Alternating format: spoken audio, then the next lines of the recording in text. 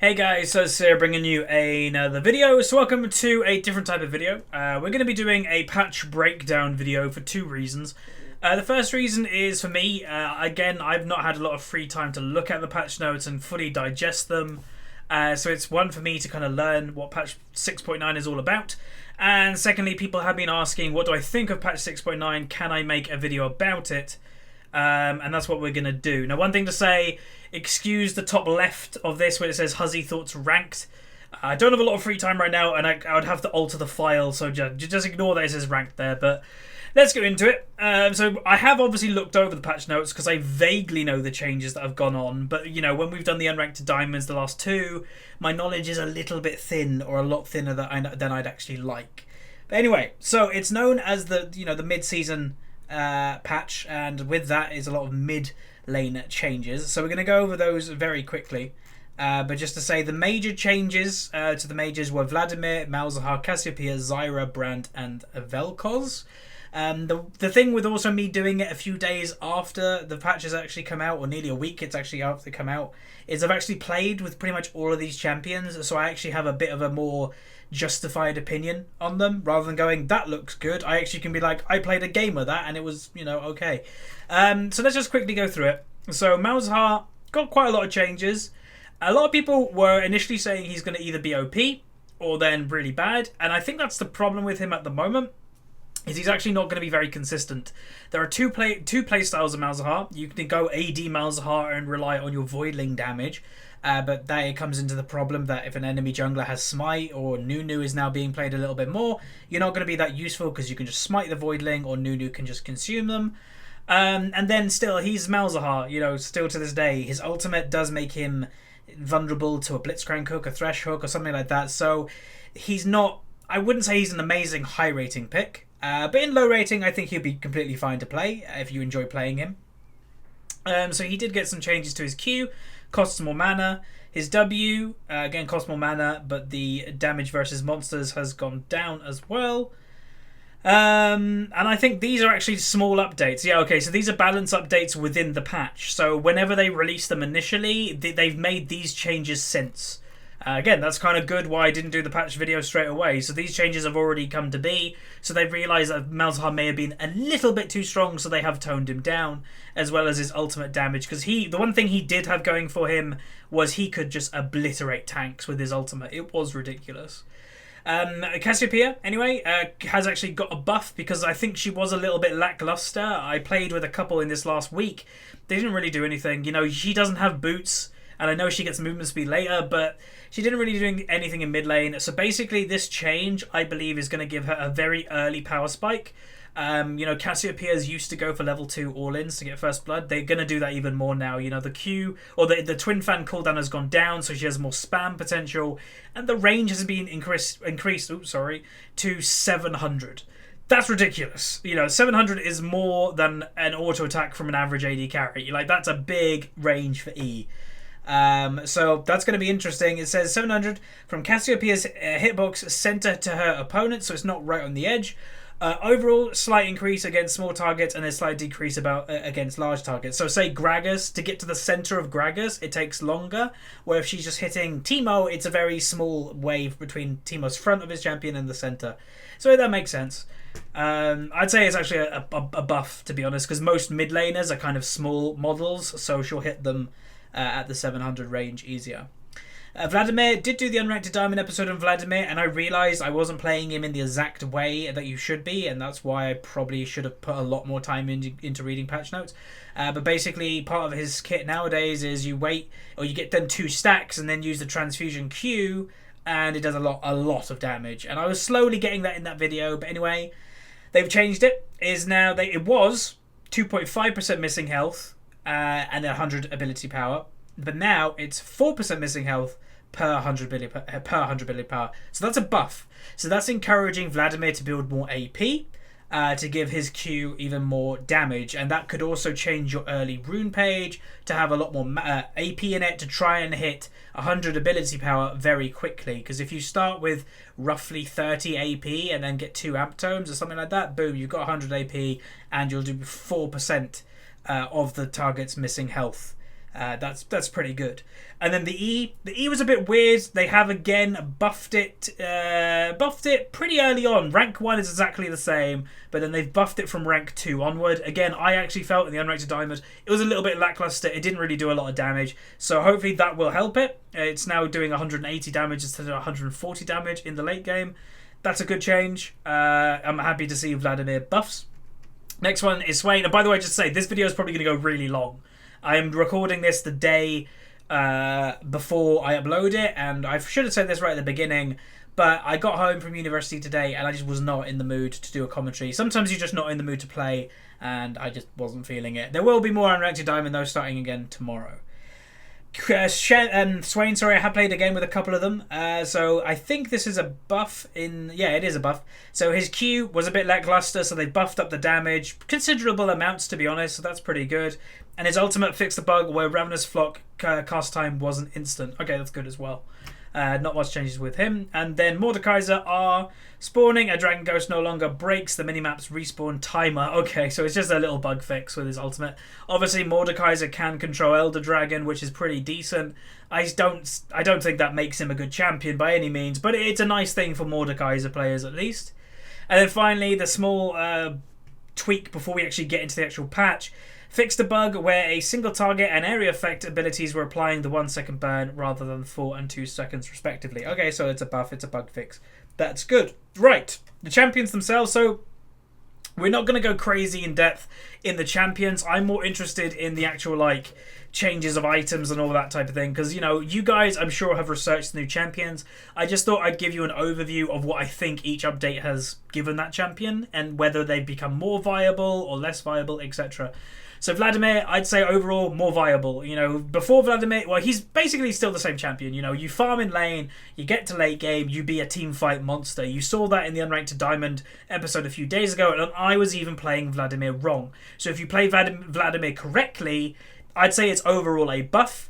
His AP ratios with his Q, getting that 4% missing health per 100 AP, that's definitely a good buff in there. Which enables him to be a little bit more of a carry rather than kind of an off tank, which I think is really good for his playstyle. And I'd be very happy to see more Vladimirs. You know, that he got quite a lot of updates, and to my own knowledge as well, which again I should have researched a bit more. But you can cancel your Sanguine Pool with E cast or something like that. So that again adds to his utility, because before sometimes you wanted to cancel your W on the old Vladimir and you couldn't, where the new one you can. So that's pretty cool. Next champion is Malzahar. Mentioned him earlier, so he's okay. I'd say overall it's not really a buff or a nerf. I'd say it's just a change of champion. They're moving him into a different direction, kinda.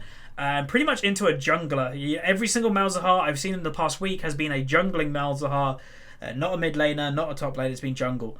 I don't know, you know, I can't speak really for Malzahar because I don't play him, so if you want to know, and I will say, if you really want to know more in depth about champions that I personally don't know a lot about, one big tip I have to you guys, go on lolskill.net, go on their top lists, search for the champion you want to know more about, and look for the best players on your server and try to add that person. Most of the time, if they're not a very well-known person, they'll accept you and you just go, hey, I looked you up, you're a good Malzahar player, can I just have a conversation? And 9 times out of 10, they probably will, because they'll be like, hey, someone's recognizing I'm good with this champion, of course I'll talk to you about it. So I'd recommend doing that. Again, I think Malzahar's just going in a different direction. I don't think it's a buff or a nerf, because it's still Malzahar at the end of the day. His Voidlings are counterable by smiting them or consuming them, like I mentioned, and his ultimate still makes him vulnerable to getting CC'd because it locks him in place. So, again, I'm not a massive fan of him. I will eventually play him in Unranked Diamond, though. Next, Cassiopeia, again, mentioned it earlier. It's changed her, but she's still the same champion, so she can't get boots anymore. So I'd say her early game speed is a bit meh, but then eventually she becomes very speedy. As for damage and stuff, it's interesting. You know, the W change where she just goes blah, you know, yeah, it's okay. And obviously her E on the recent patch, or these recent tweaks here, has definitely been a good buff. So I do hope to see more Cassiopeia. I will be playing her, as I mentioned. I'll be playing all these updated champions on Unranked Diamond, and maybe I'll play a game on my main account on her before I do, just so I get used to it. But yeah, pretty good champion overall. I'd say definitely worth potentially picking up. Next is Zyra. Again, the champion that they're moving in a slight different direction from what it's been. So obviously Zyra for the longest time has been a support. And again, for the last week or so, the only Zyras I've actually seen have been junglers. Which goes with her new passive, I think, for the... for the Garden of Thorns. I keep moving that by accident. That basically makes plants basically spawn on her periodically. That's really cool. I like the idea. It's kind of like a Lowy. I guess that's where they got the idea from. Overall, I'd say it was a Zyra buff. That is one definite that I can say that was a buff. I think she has a more defined playstyle. I think she's more useful than she used to be. Although she keeps to kind of the same ground. So if you liked Zyra before, you probably still like her. I just don't know how viable she's in lane anymore. Because again, the only Zyras I've seen personally have been jungling Zyras. But yeah, I think it's overall pretty good. You know, see, like her ultimate used to be a 50% attack speed bonus for her plants. Now if it's a 50% bonus damage, you know, that's a pretty good change. The more AP you have, the more your plants do. Ipso facto, that's a nice buff. So overall, pretty good change. Next is Brand. Brand's an interesting one. I love Brand. I have done for years. He's got a very interesting playstyle, and I'd say his new kit with slight tweaks. Obviously, the main thing that has been this Pyromance passive, or living bomb, if you will. It's an interesting thing. I'd say it's very situational. If your enemy team groups up and you get an ultimate combo off them, then sure, you'll get some damage in there. But overall, I'd say the change to me, at least, has been a little bit lackluster. I did mention, I think, in the Syndra episode, I was against a Brand. I've also played Brand since the change on my, I think, main account. I didn't feel that he got stronger at all. I don't think he's got weaker, but I don't think he's got stronger. I think it's just been a kind of meh overall change. And, you know, they've done, like, some changes, like the damage has gone down on the Q, but the stun duration... the Q just got completely shafted, I just seen. W did get a buff, though, in terms of it costs less and the cooldown is lower in the later game, obviously. And the E got a nerf. Like, Brand maybe even got a nerf. Like, I think they're going off that... oh, your passive now does damage that you never did before, but the passive is slightly situational. Again, if you get it off in a team fight, you get your combo off, you manage to get blaze targets and stuff, then yeah, it's great. But that doesn't happen all the time, which if that doesn't happen all the time, then it's actually a slight nerf to Brand because his actual spells do less damage. So, I'd say overall not a great change for Brand. And then finally Vel'Koz, a champion that I've been on the fence about for some years. You know, he's known as the Geometry champion. Overall, I'd say it's good. I'd say he got a buff. The one thing with Vel'Koz, just to make it very clear, is he got a nerf if you don't play Vel'Koz correctly. And I'd say that is what most of these champions that they're doing, is they're adding another layer to them. So if you play them correctly, they got buffed. Like even Brand, if you play him correctly and get blaze targets, he got a buff. Like Vel'Koz, if you play him correctly, you get the stacks on and then use your ultimate, then your ultimate is true damage. That is very strong. So overall, I'd say a buff if you play Vel'Koz well, and it's actually a nerf if you're not a good Vel'Koz player. So I'd say just one thing to say with the changes, and obviously I've played for many years, Riot is making the game both easier and harder. They're making the game mechanically more harder, mechanically more difficult, but they're making every aspect of the game easier apart from that. So always nowadays be a little bit more hesitant on going, I'm just going to play this in ranked. Always think it through, going, do I know how to play this? Am I confident in playing it? And if you're not confident, you get punished more now than you ever have. But yeah, you know, his ultimate new research and destroy, deconstructed champions become researched for the next 7 seconds, refreshed by basic tech abilities, life, form disintegration ray, true damage, the 2 research targets. That's great. Like, that's insanely good. And it even got an ability ratio buff. It even got a cooldown reduction. So, and even got a range buff. So I definitely advise you guys, if you're at all on the fence whether to pick Vel'Koz up or not, I'd say he's a very good champion to do so now. I like his changes a lot. Right, so the minor changes that have come in. So this affected Anivia, Annie, Fiddlesticks, Kennen, Swain, Syndra, Veigar, Victor, Xerath, and Ziggs. So these just got changes that basically they just adjusted a few things, but not really changed their kit in a very distinctive way. So Anivia, again, a lot of people have been tweeting and asking questions about Anivia because she's known as one of my signature champions. Overall, I'm going to say Anivia got a weird change. It was both a buff and also a nerf. It's a buff for good Anivia players. It's a nerf for bad Anivia players. I think Anivia potentially is extremely strong right now. You know, she did get a couple nerfs here and there, but basically just to say, Anivia, sometimes you got screwed over by her missile speed being really slow, that people could get extra damage on you before, say, your E hit them or your Q hit them. And they've actually fixed that a bit, or auto attack fixed them. So now that your missile of attack speed is quicker, that means that if they're one auto attack from dying, you can get that landed quicker so they can't damage you back. The Q did get changed somewhat. So it actually received a small ability power nerf. Now, I do not mind this nerf considering what comes next, and that is a scaling stun duration. So it always used to be 1 second, but now it goes up to 1.5 at max rank. Now, that doesn't sound like a lot, but 0.5 of a second, half a second, can make the difference between a teammate landing a bind and them not landing a bind. So overall, I'm fine with that, and it also got increased slow. So yeah, I'm fine with the Q, slight nerf in damage, but increase in utility. That's fine with me. The E is where I'd say most of Anivia's recent strength now is. You know, the QE or RE combo is, again, the missile speed. It used to be 1200, is now 1600. That's a 400 increase. That's quite a lot. And if you don't understand the premise of missile speed, basically what it is say you've got two missiles traveling at the same, or traveling, one's traveling slow and one traveling quick. The one that lands quicker obviously gets to the target quicker. The one that travels slow will get to the target, but that means the slow one, the enemy that's about to get hit, has more time to damage you back. You want faster missile speed so you can kill them as quick as possible and they can't return damage on you. And then finally, boom, the big ultimate change that a lot of people have been moaning about. So the cast range has slightly gone up, the radius has gone down by a lot, but the slow has gone up in scaling through levels. And it also no longer, you know, removes attack speed, which I'm fine with. I don't think it needed to reduce attack speed. That was a little bit too strong. Because for ages, I've thought Anivia was a secret OP champion. Like in my recent Anivia video, I said secret Anivia or secret Anivia OP or something like that. It's honestly because I thought she was. Nobody played her, but she was incredibly strong. But now to say, the ultimate expands over time, over 3 seconds. So it starts small, gets big. Again, that's where the good Anivia players and bad Anivia players are mainly going to be separated. A good Anivia player will predict when it needs to be big, or will manage still to get the EQ or the RQ or RE combo off. And then final form and maximum size, Glacier Storm's damage, chill duration and slow are increased by 50%. That, again, it separates the good and bad Anivias. So the good Anivias will predict where a team fight's going to be, start the ultimate, it will get big in the team fight, and boom, you're doing 1,000,000 damage and chilling everybody and slowing, etc. like that.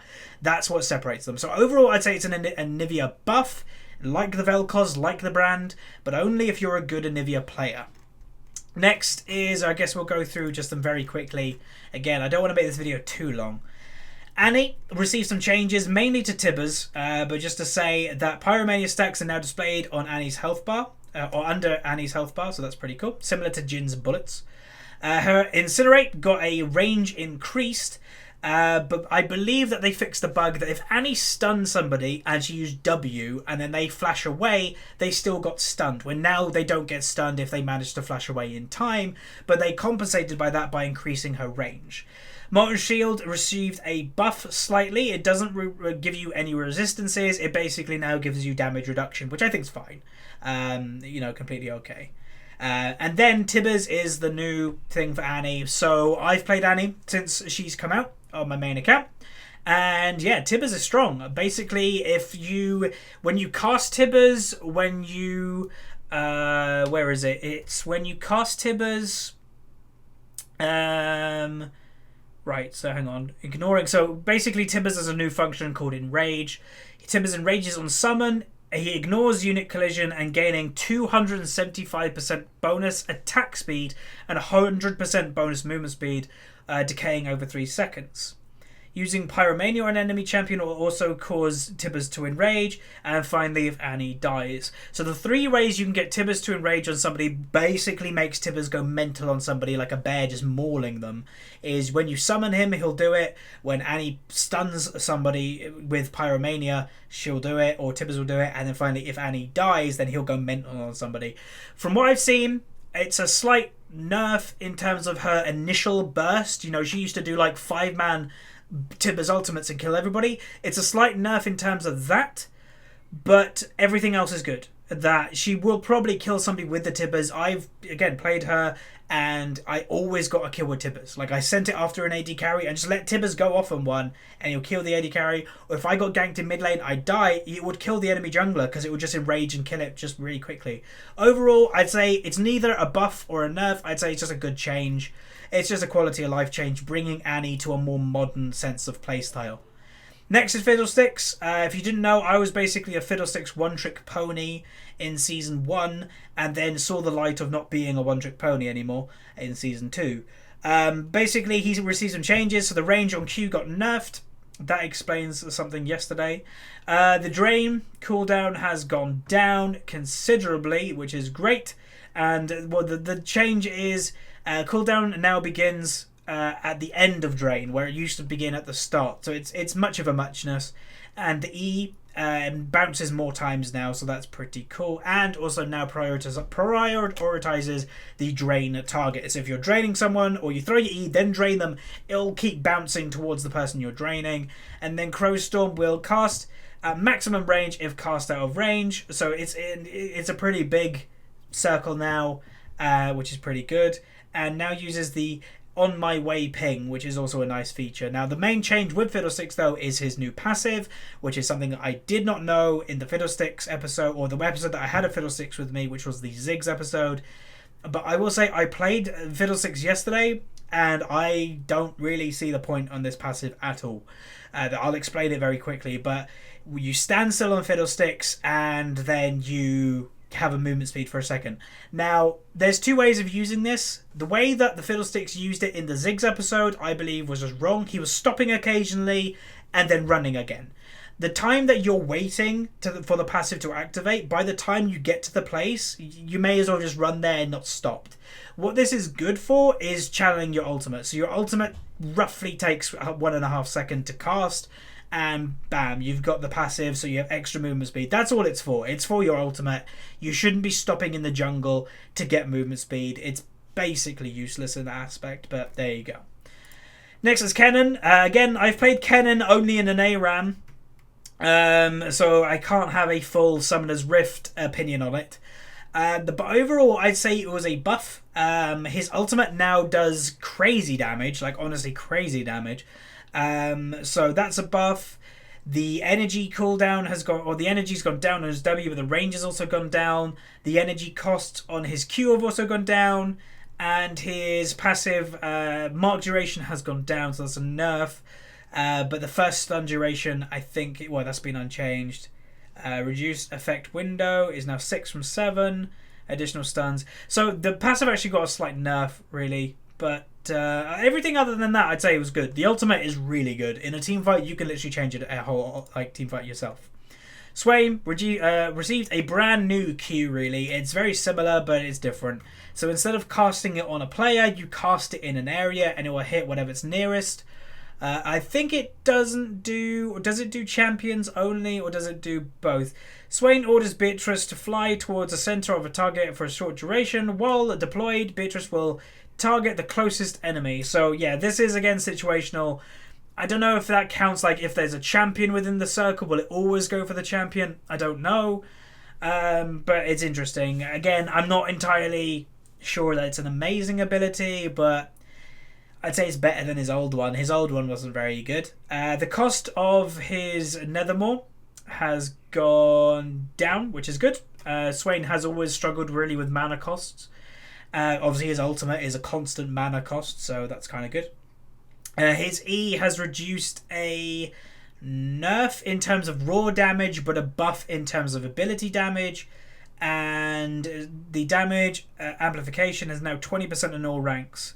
If Swain afflicts someone with torment, decrepity will prioritize that target. Okay. So if you E somebody and then do Q, then the bird will always go for that person if they're in range.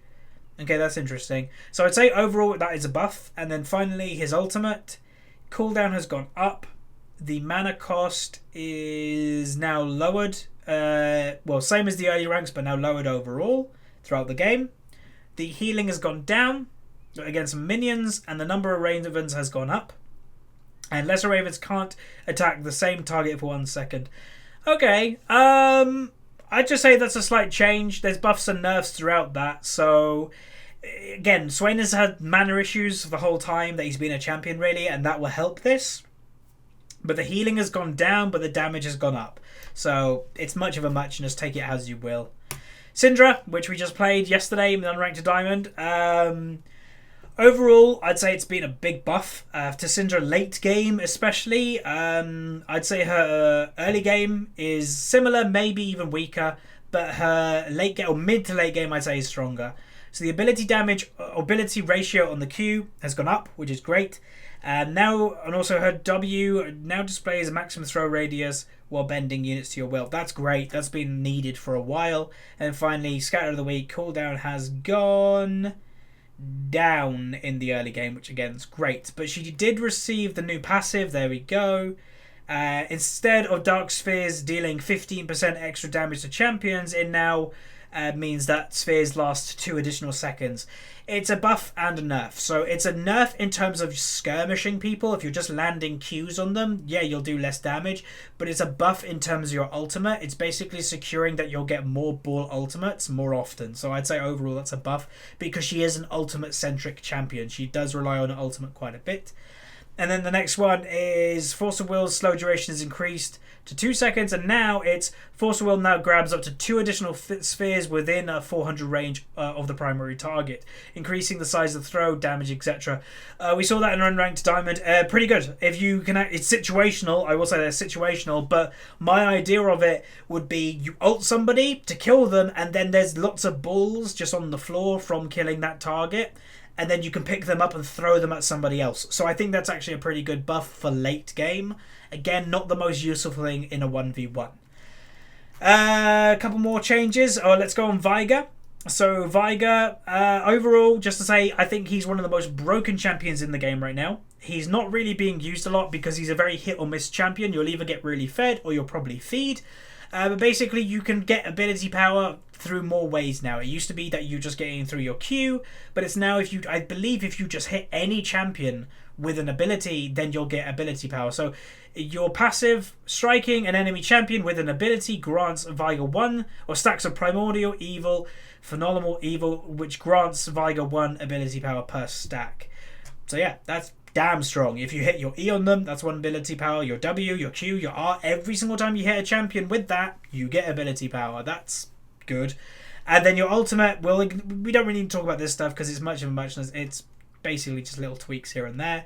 But his ultimate is where I think he's truly become broken, in that the damage, base damage has gone down, but it's now an execute. So if the damage, so the late game damage of Viger's ultimate, just base damage on maximum rank, used to be 500. Now it starts at 325, which sounds like a big nerf, but because it's an execute, you should only be using it when they're on low health. And when you're using it on a target with low health, it will now do 650 damage base. Without taking ability power into it. That is insane. And now it used to be a flat 1 ability power ratio. Again, now because it's an execute, it's now a 0.75 if you're just ulting them at their maximum health. But it's now a 1.5% or 1.5 ability power ratio if they're on low health. That's insanely strong, and I don't fully understand how they can get away with doing that. But they have. But anyway, let's move on. Victor.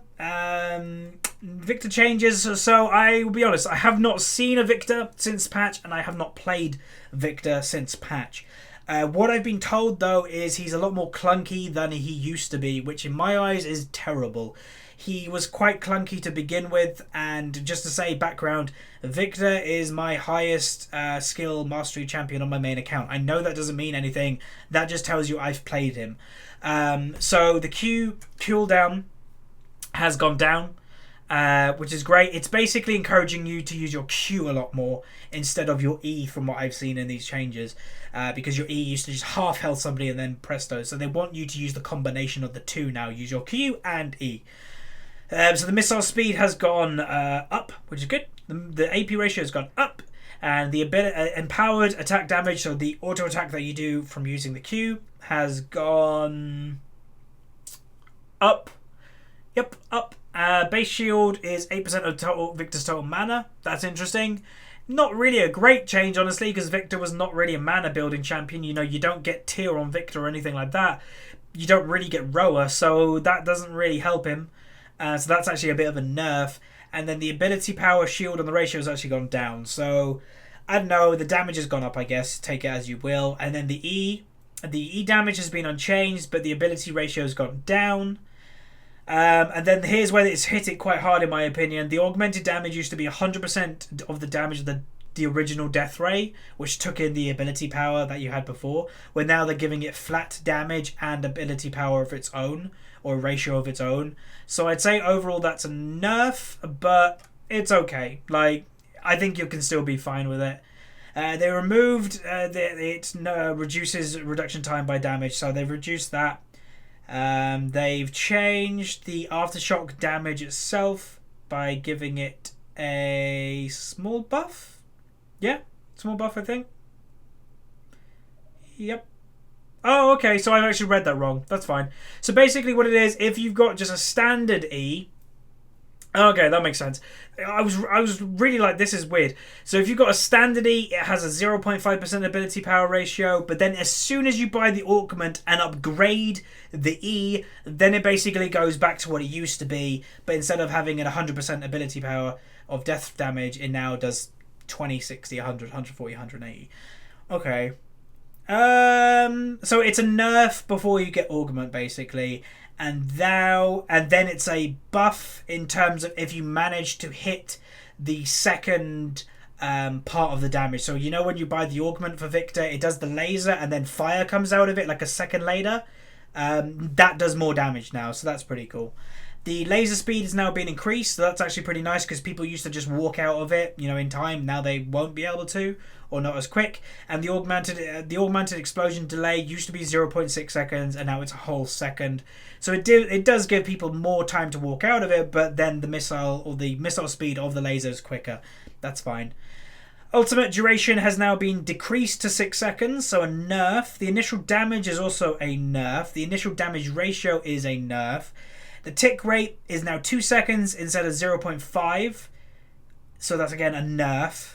The storm damage has gone up considerably, and the storm ratio has gone up considerably. So basically what they're changing it to, instead of going boom and lots of initial damage, they're basically going meh and okay, a bit of damage when it begins, but the more you keep it on top of people, that's where the damage comes in. So you need to control your storm to stay on top of people, and then it'll do the damage. So that's an interesting change. It's a different playstyle for Victor. Xerath changes. The width for the Q has gone down. The shocking orb ratio... Stun duration used to be 0.7575 based on the distance, and now it is 0.52 seconds. So it's basically encouraging people to try and stun people from longer ranges. That's cool, because he's like a ranged champion, so that's completely fine. And then the ultimate damage has gone down, base damage. The number of barrages has gone up, so that's a buff. The range has increased by 10% buff. The impact radius has got a slight bigger width to it buff. The delay between shots, slight nerf.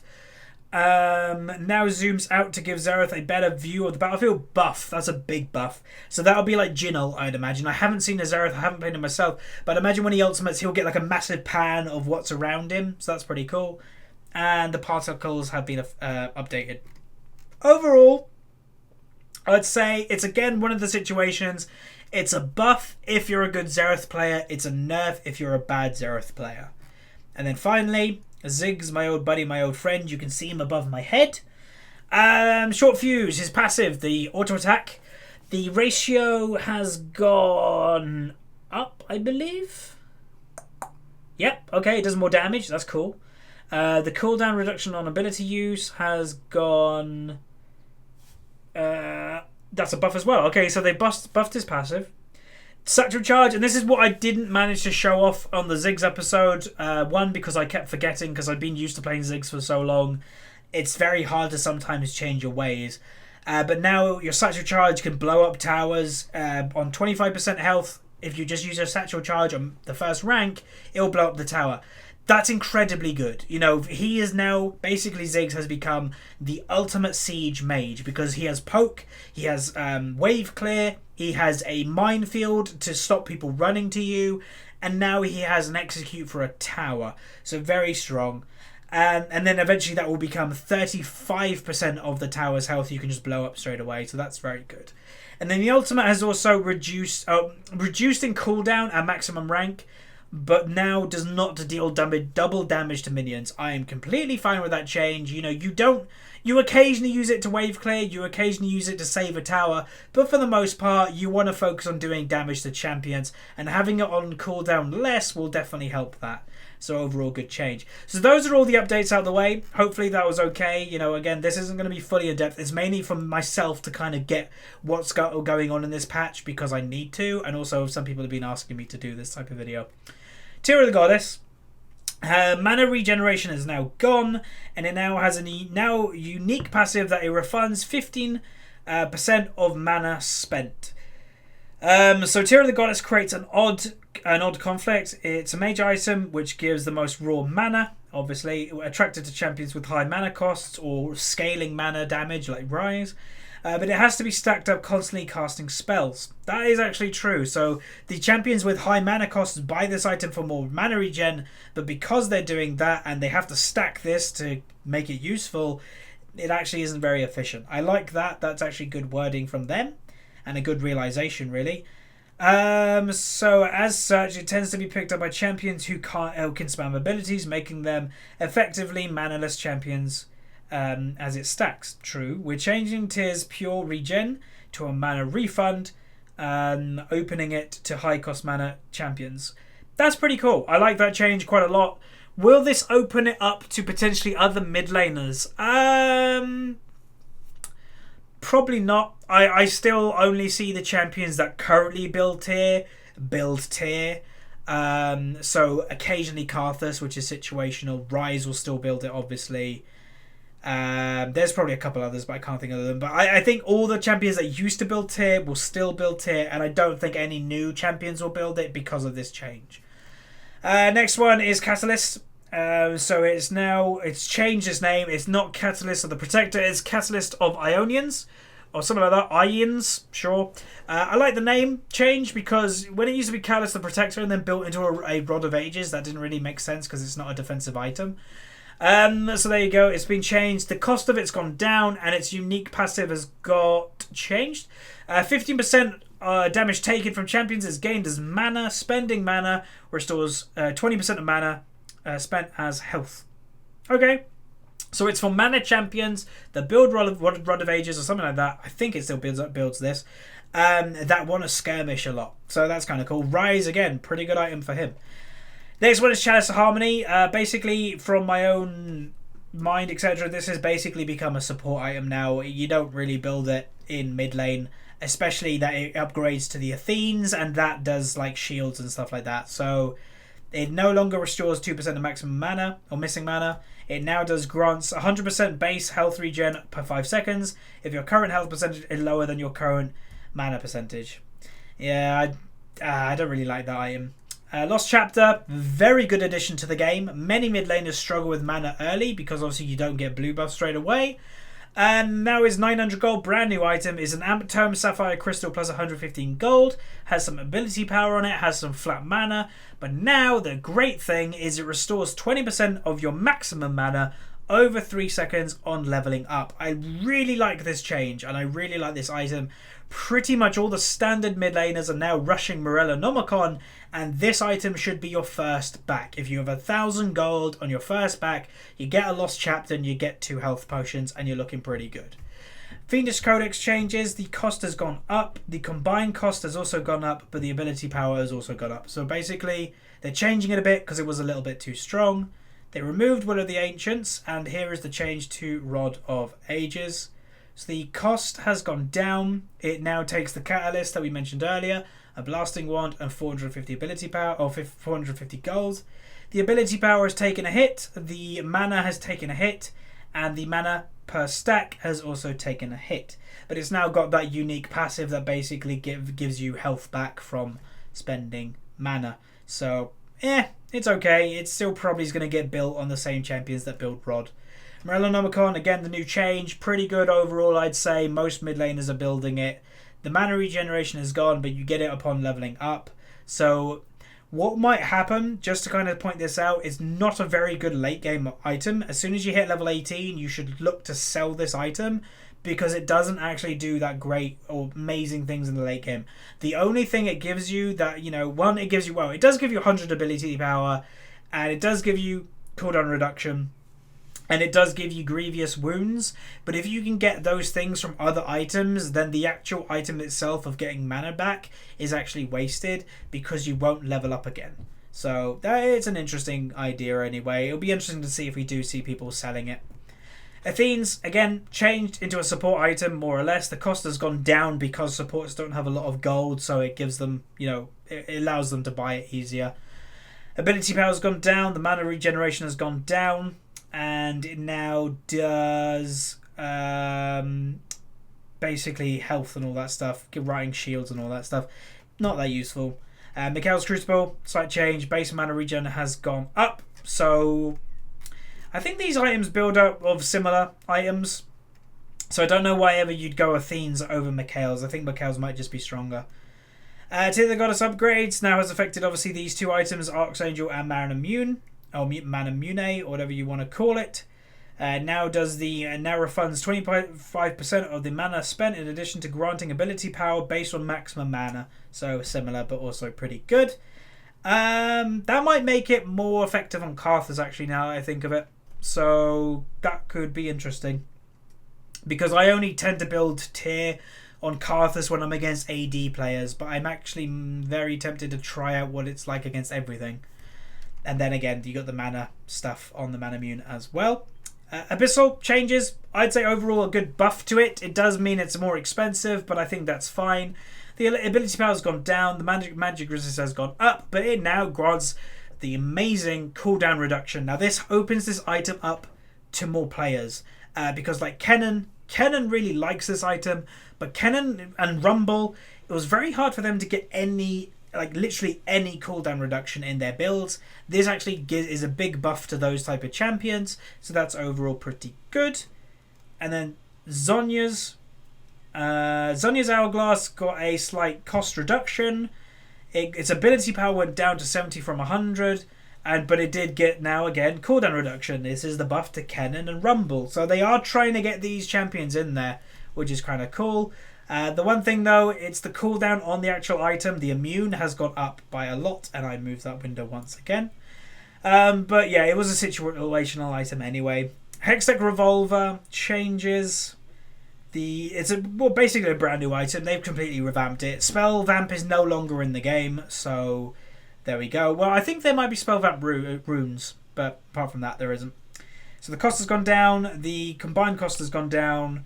It doesn't give Spell Vamp anymore, but it's got the new passive of Magic Bolt. So dealing damage or damaging an enemy with a basic attack shocks them for that amount of damage. Which is pretty cool. Extra damage in lane, but then it quickly upgrades to other items. So either the Hextech GLP 800 or the Proto Belt. Just trying to think for competitive, what a caster's going to call these things. Proto Belt, that's what you're going to call that. But what are you going to call this thing? The GLP? I don't like the name at all. I actually like when things actually have a name. But it's a brand new item, obviously. So it's 3,000 gold, Hextech Revolver, Catalyst, and 850 gold. It has 80 ability power, 300 health, and 400 mana. It has the very similar that, 15% of the damage taken for champions is gained as mana. Spending mana restores 25% of mana spent as health. And then it has the Frost Bolt passive. Fire a spray of icy bolts that explode, dealing damage respective of level. Enemies hit are slowed by 65%. So this is more of a support Hextech item. Honestly, pretty good if you're playing...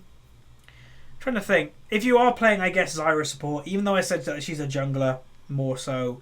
If you do play something like that support or Xerath, then this is a pretty good item for them. It also has ability ratio on the Frostbolts too. Proto Belt, pretty good change I'd say overall, or pretty good new item. Now 2,500 gold, you get 60 ability power that it builds out of Hextech Revolver, Kingle Gem and 650 gold. It has 300 health with it and has 10% cooldown reduction, which is great. And it now has the dash ability, so you dash in front of them and then there's all like rockets that go out. It deals damage, but it's really good. I really like this item. Again, it's situational. It's more of an engaging item. A lot of people are trying to use it as like a dodge thing. Don't use it as a dodge thing. Use it as like an engage thing, that you engage with extra damage and a little bit of like a jump. So there you go. And then finally, Hextech Gunblade. Got a change. It's now 30, or it hasn't changed in cost, but it's now got the unique passive Lightning Bolt, instantly dealing 250 magic damage to a target champion that slows them for 40 seconds for 2 seconds. Or 40% for 2 seconds. It also now has a 0.3 ability power ratio. A good buff for Akali, I'd say. Pretty good, actually. Next is the Elemental Dragons, the things that it's very hard for me to tell the difference between them all. So let's go through them very quickly. So just to say, Descent of the Dragons. So for the first 35 minutes of the game, one of the 4 dragons randomly will spawn every 6 minutes upon one dying. Only 3 of the elements will appear per match. So there's 4 elements, only 3 of them will appear per match. And the minimap will indicate which type of dragon is next. Mainly by the icons, and this is how I'm going to have to learn which dragon is which, by learning the icon, because I can't rely on the colour. And then also the glowing runes, that's how I'm going to tell. Right, Mountain Drake. So let's go through what each Drake does. Mountain Drake, it increases turret damage and epic monster damage. Augments your ability to take objectives. So yeah, it's basically the sieging dragon, that if you're like, right, the mountain dragon is up, we're about to go down mid lane and get some towers, you'll want to get Mountain Drake. So there you go. It grants bonus true damage to towers and epic monsters. So overall, not the most useful, but it is situationally good. Next one is the Infernal Drake. So increases champion killing power, augments your dueling and team fighting abilities. So this is what most people are saying is the best dragon of the 4. It increases your damage. So, slaying Infernal Drake will permanently grant 8, 16, 24% increased attack and ability damage. So that's insane. If you get 3 of these dragons, which is going to be quite rare, 3 of them randomly spawn, that's really strong. Like, really strong. So you probably always want to try and prioritize getting an Infernal Drake. Like, if you lose out on a Mountain Drake, it's not the biggest issue. Infernal Drake, you do want to fight for. And then Cloud Drake. Cloud Drake is increased out of combat movement speed, augments your abilities to outmaneuver opponents on the map. So this is basically the rotating dragon that if you're like, right, we can go bot lane, get that tower, and then quickly go to top lane or quickly go to Baron, this is the dragon that you want. Again, not the most useful. I wouldn't say that if you're behind, you shouldn't fight for this. Like, you're not going to lose the game probably because of Cloud Drake.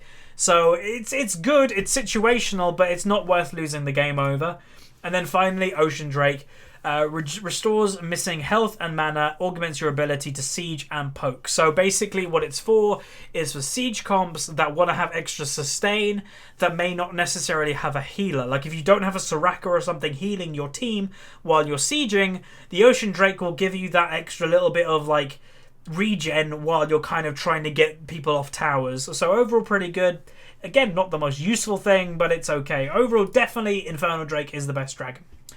Next is the Elder Dragon. So upon 35 minutes, elemental dragons will no longer respawn, and in their place, the Elder Dragon will spawn every 10 minutes upon death. And then the Cruel Ultimatum. For the next 120 seconds, basic attacks and spells burn the target for 45 in brackets plus 45 per stacks of Elemental Drake buff damage over 3 seconds. So if you manage to kill the dragon, that's the buff that you get. That's pretty good. So it's basically encouraging people to firstly get some Elemental Dragons and then go get the Elder Dragon because you'll scale better with it. And then finally, for the next 120 seconds, so that's how long the buffs last, increases the strength of Elemental Dragon damage or Elemental Dragon buffs by 50%. So, example, if you have the Infernal Drake buff number 1, 8%, you get the Elder Dragon, it'll now be 12%, not 8% for the next 2 minutes. Pretty good change overall, pretty good late game, I'd say, for anybody that gets Elder Dragon. So that's that. Rift Herald has received some changes. The spawn time has gone up to 6 minutes. It now no longer respawns. Okay. So the spawn time, it doesn't spawn at 4 minutes. It spawns now at 6 minutes into the game. It does not respawn if you kill it. Its base health has gone up. Its armor's gone up. Its magic resist has gone up, and its attack damage has gone up as well. Okay, the backstab damage that you can do to it has gone down. So it's a lot harder to kill, but that's why it doesn't respawn. So they're expecting one team to go for it maybe at 15 minutes into the game, kill it really quick, boom, that's the only Rift Herald that will happen. And it's now got the updated passive to whoever gets it. It's no longer called Doom's Eve, it's now called Glimpse of the Void. It lasts for 20 minutes. Which is pretty big. But now it is Corrupted Blood. Glimpse of the Void is not lost on death or obtaining Hand of Baron, so you get to keep it for 20 minutes. And Corruption. While no allied champions are near you, you gain 5% damage reduction against champions and continuously build charges of Corruption. At 100 charges, your next basic attack discharges all the stacks of Corruption, dealing 15 to 270 magic damage, whatever level you are. So basically, this is purely for split push champions. So you're not going to give this to your top laner that is, say, a Maokai anymore, or even a Gnar really. You're going to give this to your Jax, or something, even like a Vayne that may want to split push. That's who you want to give it to. You want to give it to somebody that is going to split push. Now, I'm not a massive fan of split push, but that's what this is for. It's for a split pushing champion. Tryndamere, that type of thing. Right, Baron Nashor. Duration of the Baron buff has gone up. Pretty much simple, same Baron buff, but you get to keep it longer, which is always nice. We're getting through, so where are we now? We're like here. Oh wait, no, we might be a little bit longer. We're like a little bit more down. My throat is starting to go, so I don't want to keep going with this crazy amount. We're already like 50 minutes in. Okay, that was good. Alright, red and blue buffs. The buff durations, diminishing returns. Red and blue buffs last 120 seconds for the first time the camp is cleared, and 90 seconds on subsequent clears. It helps junglers out on the first clear, basically. If you're a Fiddlesticks or something like that, you get blue. Hey, you get it for 2 minutes the first time, not even including the mastery. So that's pretty nice, and that's completely fine with me. Red buff changes, though. The damage over a time effect has gone, what is it, 2 plus 2 times the level plus at 1.5 at 3 seconds. That's kind of a buff, I guess, depending what level you are, really. Nah, actually it's a nerf. Nah. And then, okay, new burn on hit now applies a free tick of damage on application or reapplication in addition to applying an extending the damage over time effect. So the slow is slightly being buffed in late game, and the health regeneration has gone up. Okay, so the damage of it basically has gone down, but everything else has gone up. I'm fine with that. And then blue buff now, it no longer grants like flat AP. It gives you 15% ability power, and the mana regeneration has also gone up. Blue buff, pretty good now, honestly. 50% ability power is really strong for a buff. You have to think like death cap, what is 30%? So you're getting half of a death cap basically just by getting blue buff. Like, that is really good. It's worth quite a lot now. Jungle timers, which I think is really stupid what they're doing. Everybody on the map, 60 seconds before a buff comes up, can now see when the buff is coming up. Why are they doing this? I don't know.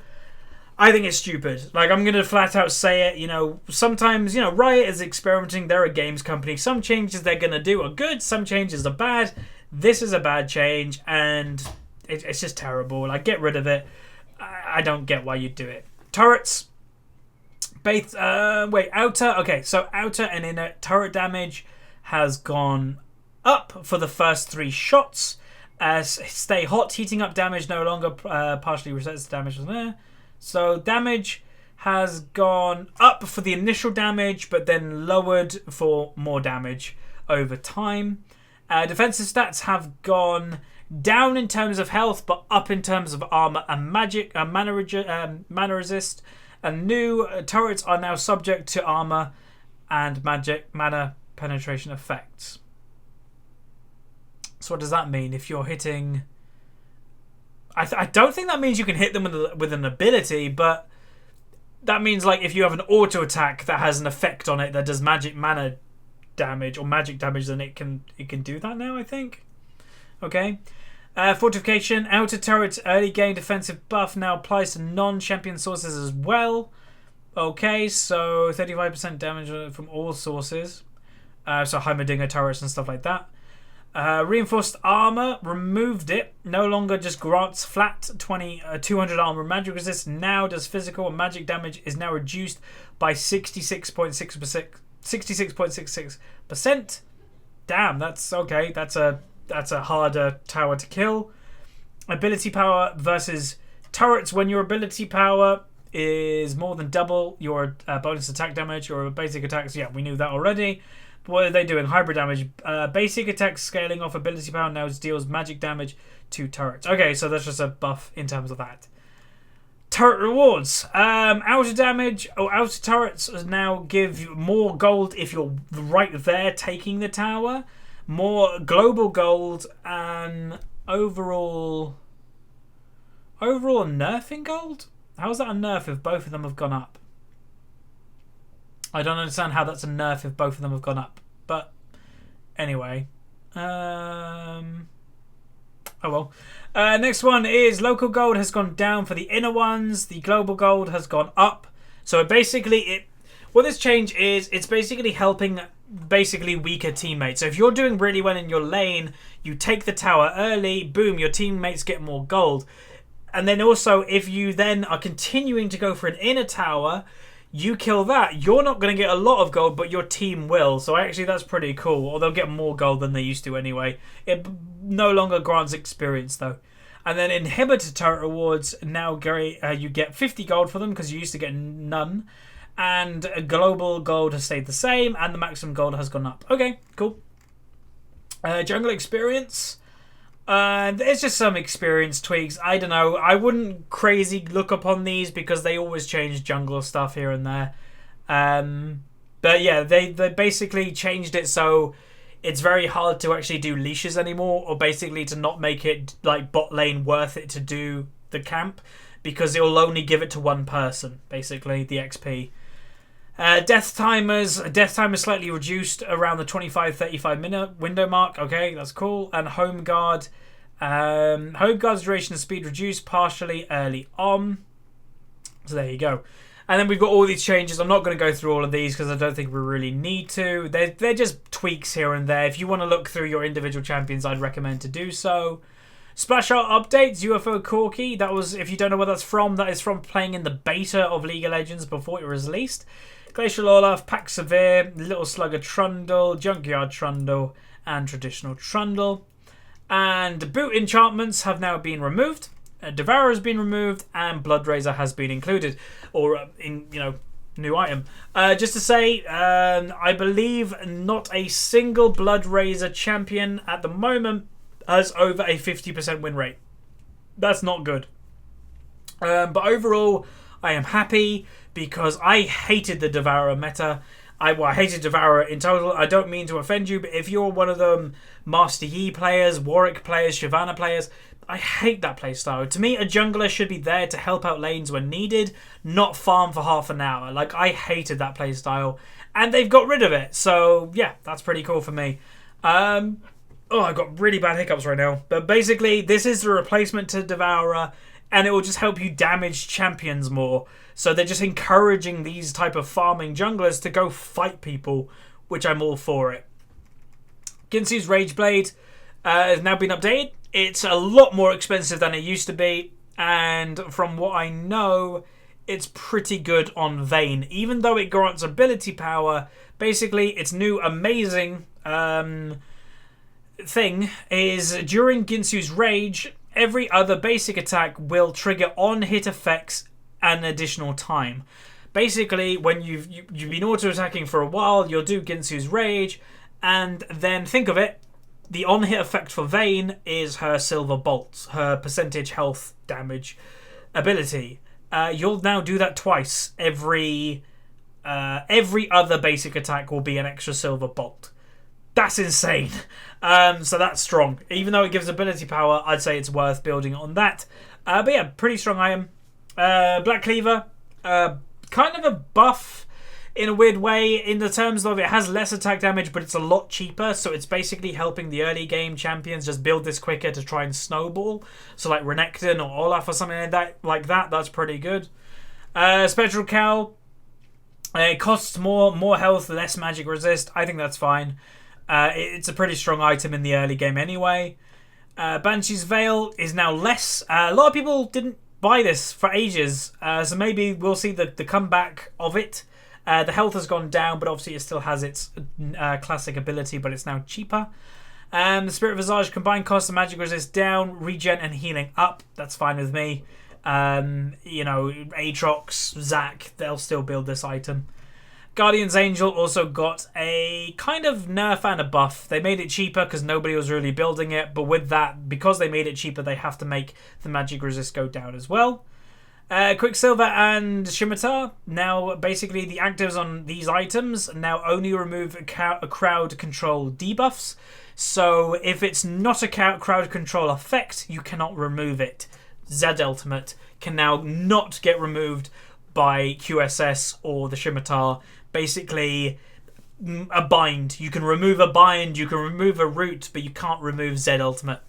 Bit of a weird change, because honestly, QSS was a skillful item. Timing it at the right stage, it wasn't an easy thing to do in very stressful situations that it's either you're going to die or not if you don't time it correctly. So I don't know why they would have done that. That's a bit weird to me. Because AD carries were having a hard enough time this patch already, or even this year already, and now they've even done that, so I don't know why.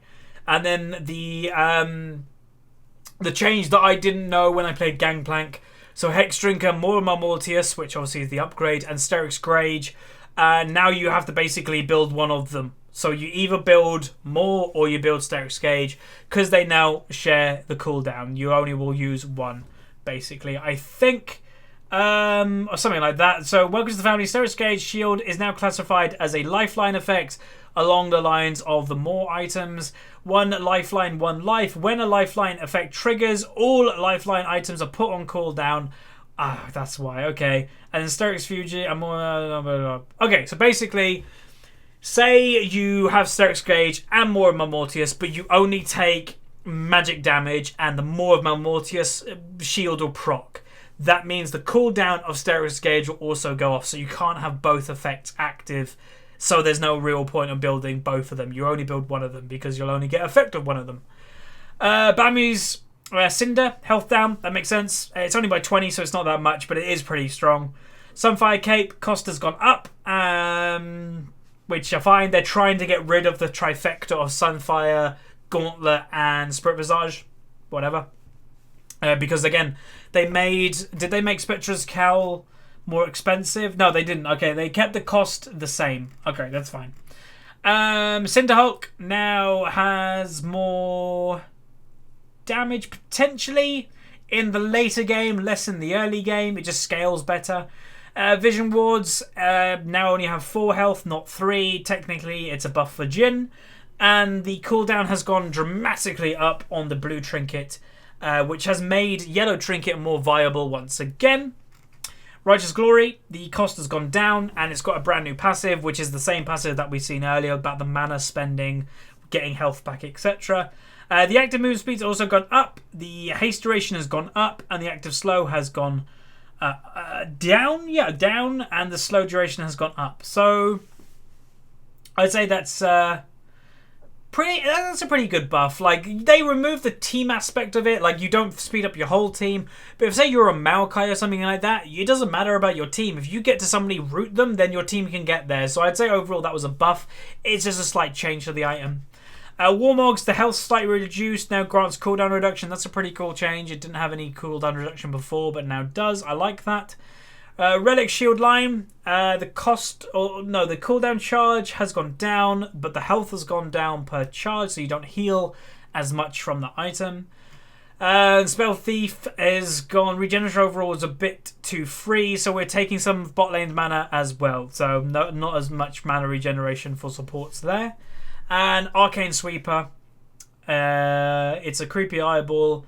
What was this ever really Hextech to begin with? Oh, okay, so they just changed the name. That makes sense.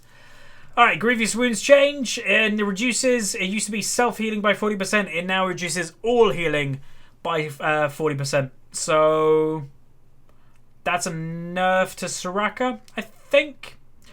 Skin clarity, so there's some just changes, some bug fixes, and upcoming skins. So there you go. Took an hour, just over an hour to do everything, but I think we covered anything. If this video gave anything, really, it's in my own head. I know what's happening in the patch more now. So for the next few episodes of Unranked to Diamond, I know what's happening a little bit more, because I needed to put an hour. I'll probably even put a little bit more into it, just reading it, going through it, and I'd recommend you guys to do the same.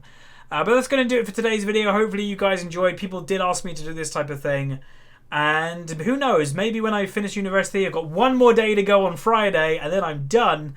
Yeah, who knows, maybe I'll do a little bit more edited patch notes in the future. I'm not really sure what the future holds.